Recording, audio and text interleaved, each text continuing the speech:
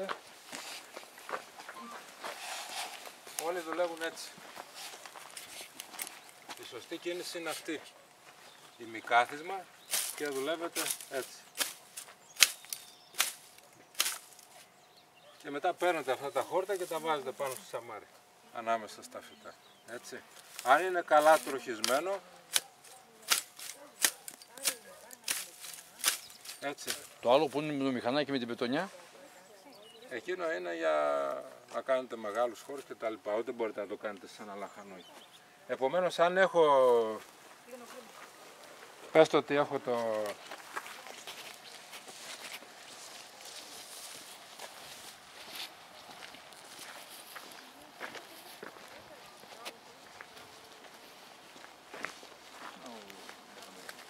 Εδώ επιτρέπεται να πατήσουμε. Ναι, αλλά... Εδώ λοιπόν, αν θέλουμε, μπορούμε να κάνουμε έτσι και να τα βάλουμε μετά, αλλά έχει και άλλο εργαλείο. Αυτό εδώ να το φέρω εδώ. Είναι το σαμαράκι. Ναι, το φαίνεται καθαρά. Γιάννη, πάρε λίγο το σαμαράκι εδώ. Αυτό είναι ψηλό. Εδώ τι έχει τώρα πάνω όμως. Πόσο, τόσο δεν είναι, πόσο είναι, Κουκιά. μέχρι 20 πόντους, πόσο είναι αυτό. Πιο ψηλό είναι. 25 εκατοστά.